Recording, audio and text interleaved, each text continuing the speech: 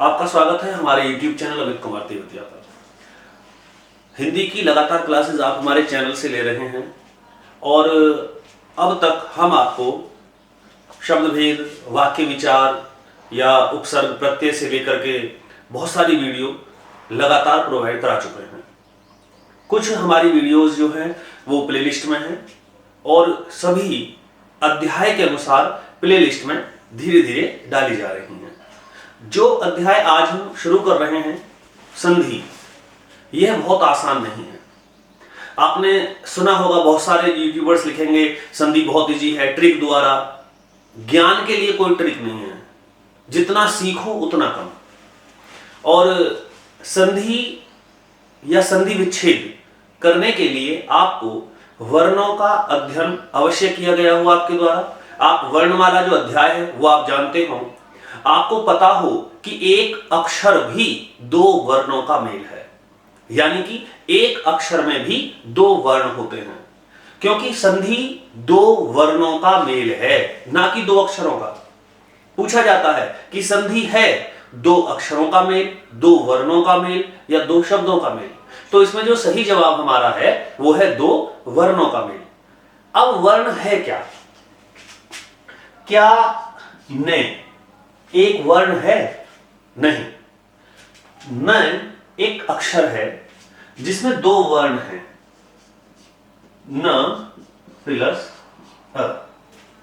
अर्थात अगर हम न में हलंत लगा दें तो समझिए कि यह आधा न है।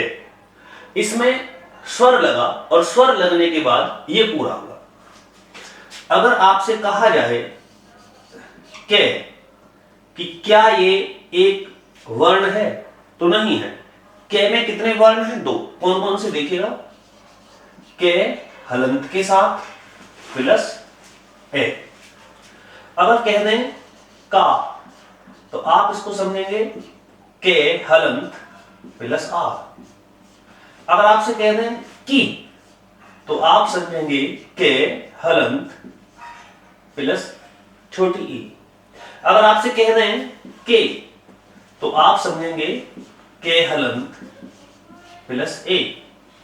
यानी कि आपको बहुत गहनता के साथ में वर्णों के विषय में जानकारी होनी चाहिए। संधि पढ़ने से पहले यदि आप वर्ण समझ पाते हैं तो आपको संधि समझ में आएगी, क्योंकि संधि दो वर्णों का मेल है। सबसे पहले देखें संधि की परिभाषा क्या है। दो समीपवर्ती वर्णों का मेल संधि कहलाता है।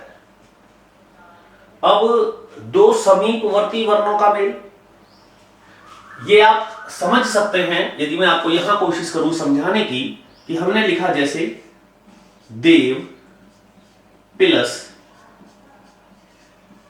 आल्य। यहां दो शब्द हैं, एक शब्द है देव और एक शब्द है आल्य। देव शब्द की जो क्लोजिंग होगी वो किस वर्ण पे हुई, तो बच्चा कहे यदि वे, तो आपकी बात गलत है। माना कि देव का अंतिम अक्षर वे है, लेकिन वे में क्या है? वे हलंत प्लस ए। तो इस शब्द की जो क्लोजिंग हुई है, जो अंत हुआ है, वो वे पे हुआ या ए पे हुआ? वो हुआ ए पे। अगर यहां लिखना देवा, तो अब हुआ आ पे। अगर लिख दे देवी, तो हुआ ई पे। ये आपको समझना बहुत जरूरी है। तो देव शब्द का जो अंतिम वर्ण है वो है ए, प्लस आल्य शब्द का आरंभिक जो वर्ण है वो है आ, और दोनों का मेल बनेगा आ, अर्थात ये होगा देवाल्य। तो यह बीच में आ है। अभी आपको समझना है कि पहले शब्द का अंतिम वर्ण क्लोजिंग कहां हो रही है, और सेकंड जो शब्द है, जो दूसरा शब्द है, उसका पहला वर्ण क्या है। क्योंकि संधि केवल दो वर्णों के मेल से उत्पन्न विकार को कहते हैं। विकार अर्थात परिवर्तन को कहते हैं। दो वर्णों के मेल से जो परिवर्तन हो वह संधि है। अच्छे से समझ में आ गई परिभाषा। दो वर्णों के मेल से उत्पन्न विकार को ही संधि कहते हैं। वर्ण क्या है? ने वर्ण नहीं है, ने में ए अंतिम वर्ण है, वो आपको समझना है। जैसे हम कहते हैं दे, तो दे में ए, दा, आ, दी, ई। अब उसको पकड़िएगा, जो अंतिम उच्चारण हमें सुनाई दे रहा है वही अंतिम वर्ण होगा। तो पहला प्रश्न, संधि क्या है? दो वर्णों के मेल, अर्थात दो वर्णों के मेल से उत्पन्न विकार को ही संधि कहते हैं। अब हमारा प्रश्न बनता है कि संधि कितने प्रकार की होती है। यह प्रश्न खूब पेपरों में आता है कि संधि के कितने प्रकार हैं। तो इसका जवाब है कि संधि 3 प्रकार की होती है। नंबर 1 स्वर संधि, नंबर 2 व्यंजन संधि, नंबर 3 विसर्ग संधि। प्रश्न सुन लीजिएगा, संधि कितने प्रकार की होती है? तो संधि के 3 प्रकार हैं, स्वर संधि, व्यंजन संधि और विसर्ग संधि। अब इन्हें विस्तार से जानने के लिए हमें सबसे पहले हम बात करेंगे स्वर संधि के विषय में कि स्वर संधि क्या है। स्वर संधि दो स्वरों, ध्यान से सुने, स्वर संधि दो स्वर वर्णों के मेल से उत्पन्न विकार को कहते हैं। अर्थात स्वर संधि में जो संधि होगी वह केवल 2 स्वरों के बीच में होगी। पहले शब्द का अंतिम वर्ण भी स्वर होगा और दूसरे शब्द का प्रारंभिक वर्ण भी स्वर होगा। अर्थात स्वरों के मेल को स्वर संधि बोलते हैं। स्वर वर्णों का मेल, स्वर वर्णों का मेल स्वर संधि कहलाता है। अब प्रश्न आया कि स्वर संधि कितने प्रकार की होती है। तो स्वर संधि के 5 प्रकार हैं। स्वर संधि 5 प्रकार की होती है।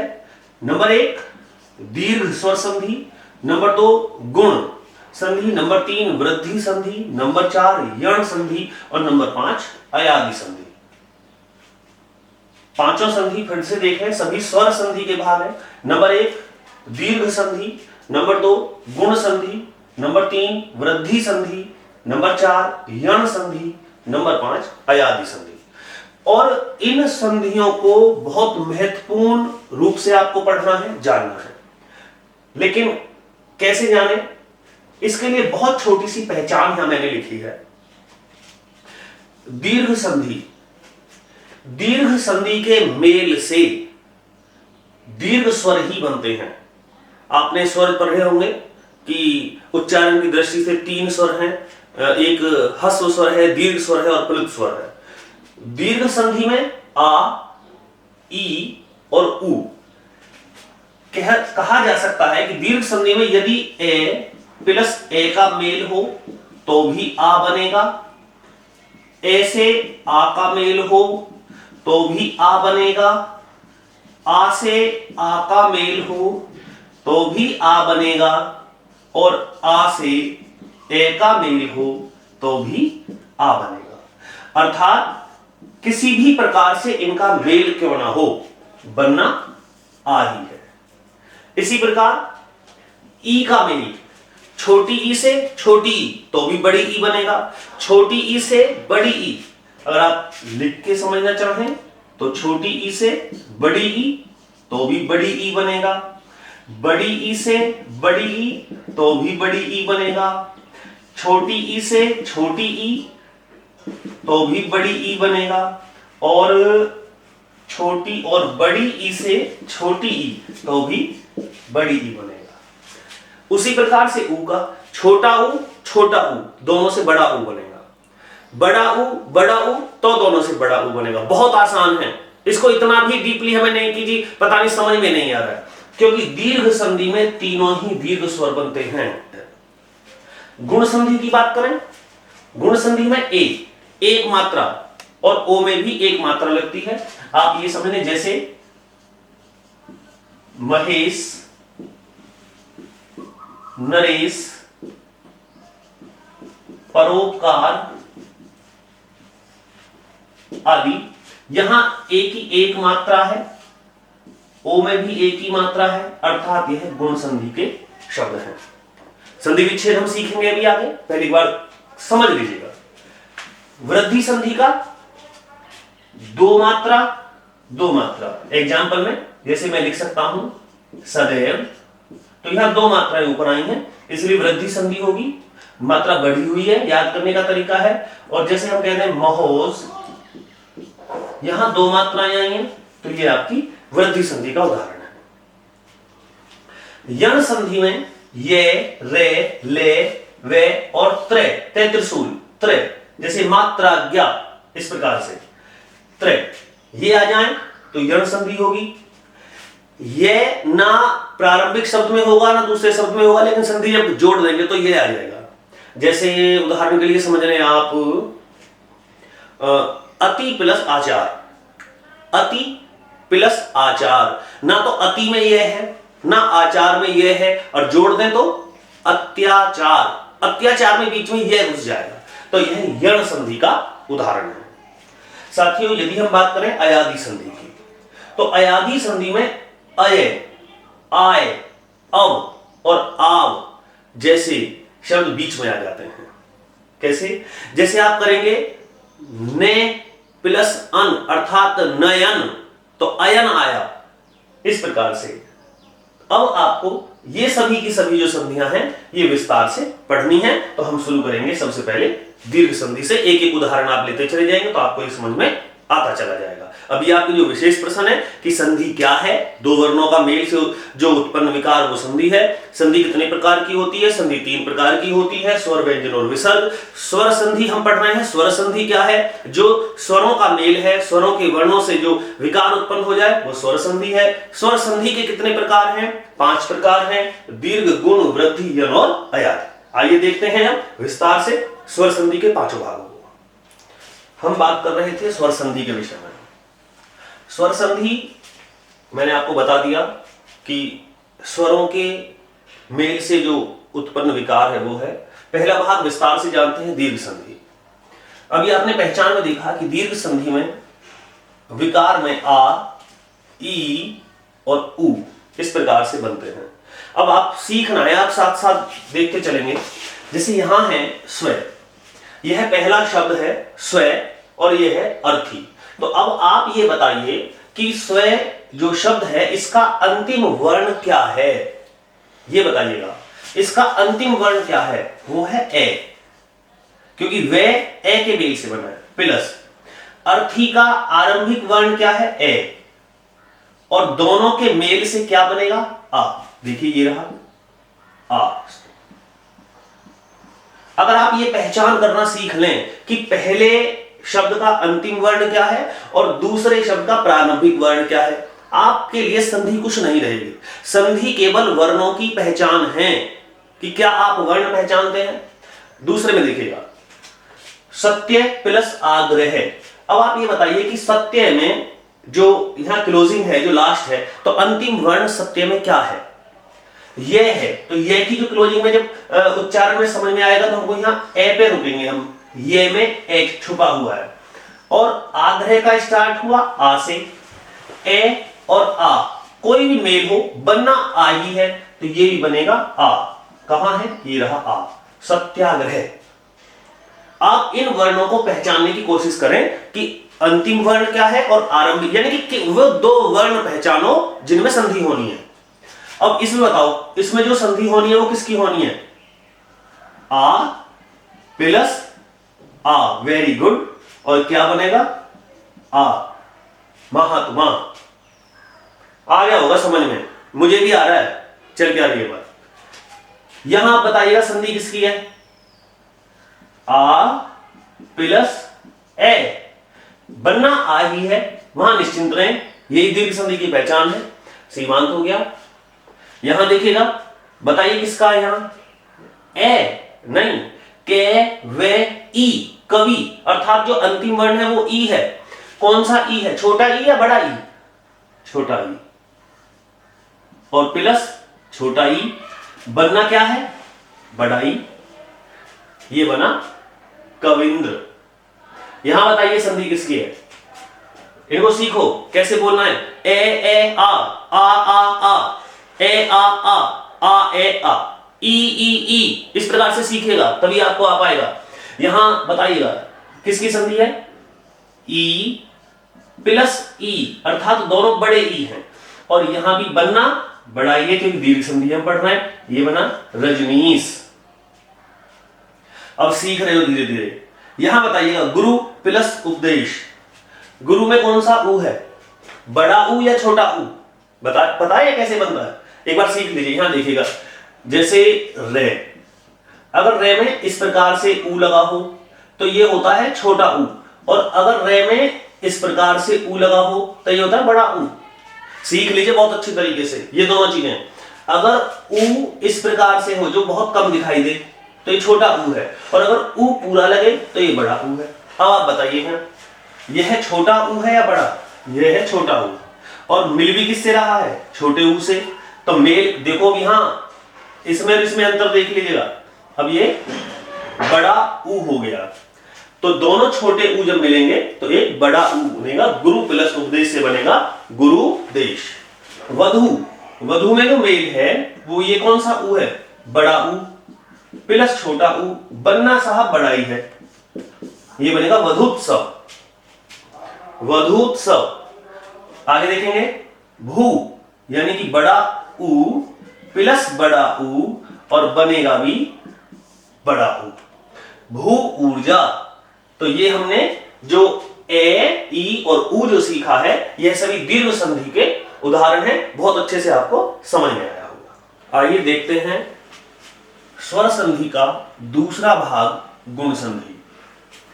गुण संधि में ए ओ अर हो जाते हैं, लेकिन किसके हो जाते हैं, नीचे आप लाइन देखेंगे, ए या आ के साथ छोटी ई आए या बड़ी ई आए तो यह सदैव एक मात्रा वाला ए हो जाएगा। अर्थात ए या आ प्रथम शब्द का अंतिम वर्ण हो और दूसरे शब्द का आरंभिक वर्ण ई हो, चाहे वो कोई सा भी ई हो तो वह सदैव ए हो जाता है। यदि हम बात करें दूसरा कि ए या आ के साथ यदि ऊ का मेल हो तो वह सदैव ओ में परिवर्तित होता है। इसी प्रकार ए या आ के साथ यदि रे ऋषि स्वर का मेल हो तो वह सदैव और रे के साथ हलंत लगा हुआ है, अर्थात आधे रे में बदल जाता है। इन तीनों को समझने के लिए हम एक एक उदाहरण देख लेते हैं। अब यहां लिखा हुआ है नर, तो क्या आप बता सकते हैं कि नर शब्द में अंतिम वर्ण क्या है, तो यहां है रे, रे में जो आवाज है उच्चारण में वो अंतिम है ए के रूप में। वहीं इंद्र का आरंभ होता है छोटी ई से, ए और ई का मेल, ए और ई का मेल बनेगा ए, अर्थात यहां ए की मात्रा आ चुकी है, ये हुआ नरेंद्र। नर प्लस इंद्र बराबर नरेंद्र, तो ए ई ये ए हो गया। हम ए ओ संयुक्त स्वर भी बोलते हैं। आपने जब वर्णमाला आप पढ़ेंगे या आपने पढ़ा होगा तो वर्णमाला में आपने संयुक्त स्वर पढ़े होंगे। संयुक्त स्वर जो है वो चार हैं, ए आई ओ औ। ये चारों जो संयुक्त स्वर हैं ये किसके मेल से बने हैं, ए ई ए उ ए औ, इनके मेल से बनते हैं। तो आप यहां देखेंगे। अब इसी प्रकार से आप रमा में देखिएगा, रमा में अंतिम वर्ण क्या है, आ, और ईश में प्रथम वर्ण क्या है, बड़ी ई।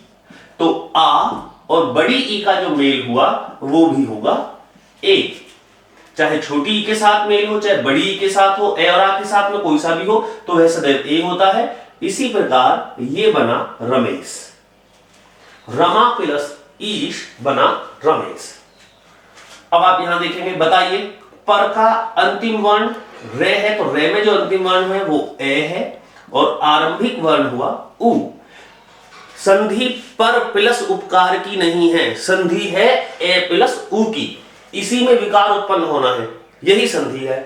तो ए और उ बनेंगे ओ, वो लिखा हुआ है कि ए या ए के साथ आ के साथ में उ या उ का मेल हो तो ओ बनेगा। तो यहां ओ बना और हमें दिख भी रहा है ओ, परोपकार, अर्थात यहां ओ बन गया है।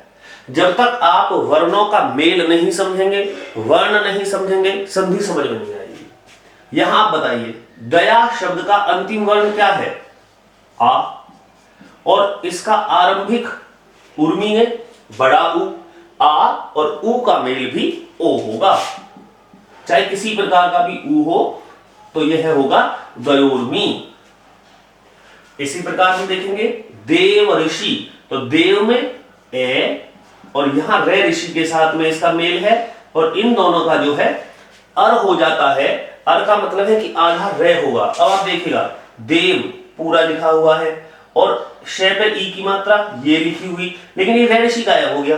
कहां गया? आधे रे में, जो कि ऊपर लगा हुआ है। अर्थात ए और रे ऋषि का होगा अर, हलंत लगेगा। इसी प्रकार से महा अर्थात आ प्लस रे ऋषि, और इसका भी होगा अर, जो कि हमें यहां ऋषि के ऊपर दिखाई दे रहा है। संधि विच्छेद में कुछ भी ऐसा नहीं है कि समाप्त होता है, ना कुछ नया आता है। ऐसा कुछ भी नहीं है कि जो यहां कहेगी कि इसमें ए कहां गया, इसका ई कहां गया। ए और ई दोनों इसके अंदर हैं, लेकिन वो दोनों मिलकर क्या बन गए हैं? ए बन गए हैं। यही आपको सीखना है। आइए आगे चलते हैं। नंबर 3 वृद्धि संधि। वृद्धि संधि में आई और औ ये दोनों हो जाते हैं। वर्णों के मेल, स्वरों का मेल होगा, उसमें आई अर्थात दो मात्रा और औ ये भी दो मात्रा हो जाते हैं। लेकिन होंगे कैसे? ये देखिएगा कि ए या आ के साथ यदि ए का मेल हो या आई का मेल हो तो सदैव आई ही होता है। ए या आ के साथ में ओ या औ का मेल हो तो सदैव औ होता है, अर्थात बड़ा वाला ही रहेगा, चाहे वो मेल किसी का भी है। अगर एक मात्रा वाले का है तो भी दो मात्रा होनी है, और दो वाले का है तो भी दो होनी है। यहां भी ओ का है तो भी औ होना है, और औ का मेल है तो भी औ ही रहना है, अर्थात ये दोनों बन जाते हैं। अब आप देखेंगे ए या आ के साथ मेल कैसे होगा। जैसे 1 प्लस 1। अब एक का अंतिम वर्ण बताइए। जब तक आप अंतिम और प्रारंभिक वर्ण के विषय में नहीं सीखेंगे, जब तक संधि नहीं आएगी। दूसरी बात, स्वर संधि पढ़ रहे हैं, चाहे आप स्वर के अंदर दीर्घ पढ़ें, गुण पढ़ें, वृद्धि या आदि कोई भी पढ़ें, इसमें सदैव स्वरों का मेल स्वरों से होता है। तो यहां जो स्वर है, अंतिम स्वर क्या है? वो है ए, और यहां आरंभिक स्वर क्या है? ए। ए का मेल ए के साथ हो तो सदैव आई होगा। जैसे देखिएगा एक एक। इसी प्रकार से धन में अंतिम वर्ण ए और आरंभिक वर्ण यहां आई है तो भी आई ही होना है। देखें दो मात्रा लगी हुई है, सभी में दो। वृद्धि संधि की ये पहचान है, इसमें दो मात्रा आएंगी सदैव। जिसमें दो मात्रा होंगी वृद्धि संधि होगी। यहां शब्द में सदा, सदा में अंतिम वर्ण है आ और आरंभिक है ए। आ के साथ ए का मेल तो भी होना आई है, जैसे कि सदैव में आप देख रहे हैं। अब देखेंगे ए अंतिम वर्ण ए 1 प्लस ओ, औषधि बना औ, बनना दो मात्रा का ही है, ये निश्चित है, इसलिए वृद्धि संधि सबसे आसान होती है। महा अर्थात आ प्लस औ, यहां भी औ होना है। अब आप देख लीजिएगा महोस्द। ऐसे ही यहां जो संधि है वो एक एक की संधि नहीं है, संधि है ए आई, ए आई, आ ए आई, ए ओ औ, आ औ औ। तो जब तक आप ये नहीं सीखेंगे, जब तक नहीं आएगा। ये पहचान में भी बता दिए गए हैं और यहां भी आपको समझ में आ ही रहे हैं। चलते हैं आगे। नंबर 4 यण संधि, जो कि ये भी स्वर संधि का भाग है। इसमें संधि के बाद ये, वे और रे हो जाते हैं, लेकिन कैसे होते हैं ये हमें समझना है। छोटी ई या बड़ी ई दोनों के साथ में, छोटी ई के साथ या बड़ी ई के साथ कोई भी स्वर हो। अब कोई भी स्वर, जैसे कि अगर ए है तो यह ये होगा। मान लीजिए आ होता तो ये या हो जाता। मान लीजिए ऊ होता छोटा वाला तो यू हो जाता। बड़ा ऊ होता तो यू हो जाता, ए होता तो ये हो जाता, ओ होता तो ये हो जाता। बनना ये है यज्ञ ये, लेकिन ये के साथ जो मेल होगा, यहां कोई अगर ए का है तो ये, आ का है तो या, ऊ का है तो ऊ ही होगा, और ए का है तो ये हो जाएगा। ये परिवर्तन हमें यहां सीखना है। इसी प्रकार से ऊ का देखिएगा, छोटे ऊ या बड़े ऊ के साथ में कोई भी स्वर आ जाए तो उसका वे बनेगा। अगर ए आएगा तो वे होगा। मान लीजिए आ जाता तो क्या बनना चाहिए, आ लगेगा तो वाह हो जाएगा। और मान लीजिएगा ए आ जाए तो फिर आपका ए आ जाएगा तो ये वे हो जाएगा। इसी प्रकार से ओ होगा तो वो हो जाएगा। ये हमें सीखना है। रे ऋषि सदैव रे में परिवर्तित होगा। किस प्रकार से होगा ये हमें देखना है। अभी पहले ये देख लीजिए रे ऋषि होता कैसे है। जहां भी जैसे अब लिखें के और नीचे भी ये वाला पूछा गया है कि वृक्ष पेपर में यहां कौन सा रे है, रे ऋषि किसमें है, तो अगर ऐसे इस प्रकार से रे लगा हुआ है तो यह रे ऋषि का ही संकेत है। आइए अब हम देखते हैं उदाहरण में अति। अब आप बताइए कि अति का अंतिम वर्ण क्या है। ई प्लस मेल किसके साथ हुआ, ए के साथ, तो क्या बनेगा, यह बनेगा। अति प्लस अधिक अत्यधिक, और इसमें यह कहां है, ये रहा। देख लीजिए ध्यान से, अति प्लस अधिक अत्यधिक तो होता है ये जानते हैं, लेकिन होता कैसे है, ई और ए का मेल ये हुआ। यहां देखें इति छोटा ई प्लस आ आदि, तो ई और आ का मेल यह होना चाहिए या होना चाहिए, या होना चाहिए, तो या ही हुआ है, ये रहा इत्यादि। जैसा मेल होगा वैसा ही परिवर्तन आपको वहां दिखाई देगा। ई प्लस ऊ, अब बड़ा ऊ है तो ई के साथ मेल से ये बनेगा, लेकिन ऊ है तो मैंने यहां बताया भी है जैसे बड़े ऊ के साथ होगा तो यू बनेगा, तो यहां भी आप देख रहे हैं यू है तो ये बनेगा यू, न्यून। आगे देखें अधि प्लस एषणा, अब यहां ई प्लस ए, अब ई के साथ ए है तो बनना तो ये यज्ञ है, ये बनना है, लेकिन मात्रा ए की लगेगी तो ये बनेगा ये अध्येषणा, ये लिखा हुआ है। अब आप देखते हैं कुछ उदाहरण ऊ के, देखिएगा छोटा ऊ प्लस ए, तो ऊ से वे बनेगा।